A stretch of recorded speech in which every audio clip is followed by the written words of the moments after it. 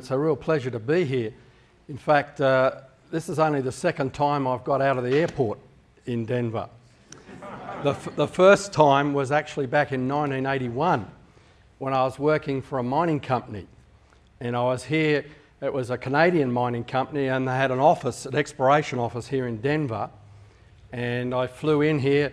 It was around Thanksgiving weekend. There was snow out there, and believe it or not, I met up with one of the US Geological Survey geologists that was on my thesis committee, my PhD thesis committee, and that evening. And but I had the joy of seeing some of the countryside around here and going and visit some of the uranium properties that they were looking at for exploration purposes and what has happened here in the past in mining, uranium mining. But it's a real pleasure to be with you here again tonight. And we've got two things to talk about. Now, for some of you who have been at the rate conferences, some of this will be revision. Certainly there'll be more detail than what was had at the rate conferences. If you've read the rate books, well, this is also revision, but it's nice to be revision, to remind you of what the research was all about. My second talk is not only revision, but it's also an update on some of the later work that I've been doing, because I'm continuing to do this kind of research. And in fact, sitting on my desk at the moment is a meteorite that we're going to actually use for do radioactive dating on, because most people don't realise that the age of the Earth is not based on Earth rocks. It's actually based on meteorites. And so it's important that we take that research, these research results I'm going to share with you tonight. If we want to really challenge this icon of evolution, then it's important to also challenge the radioactive dating of meteorites. Now, I begin by talking about the creation of the Earth and the universe and its age. For many people, the Earth and the universe have an appearance of age. They look old. But why do they look old?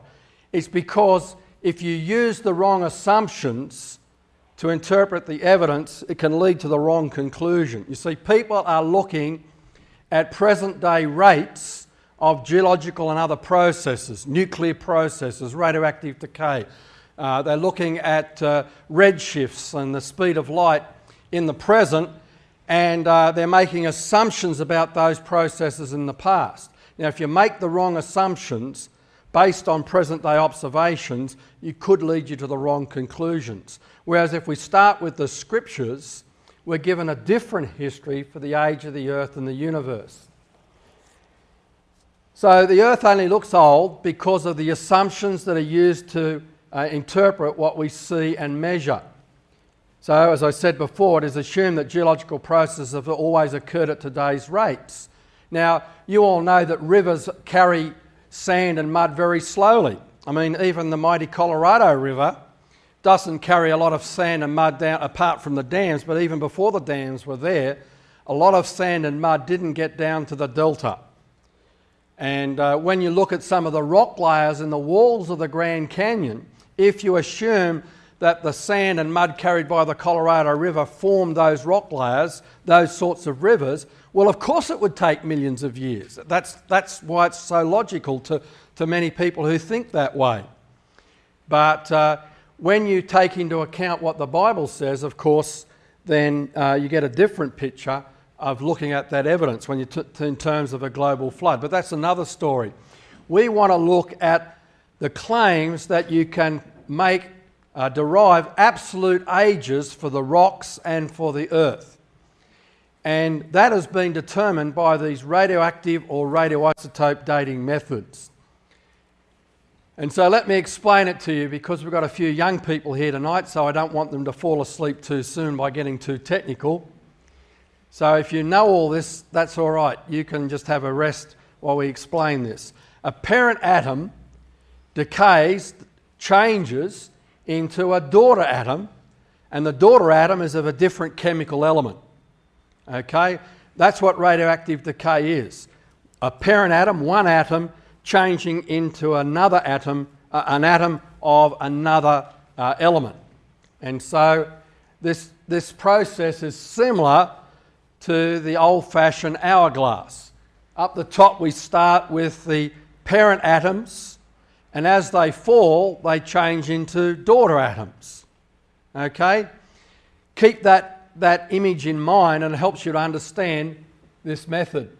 So like uranium changing into lead. Correct.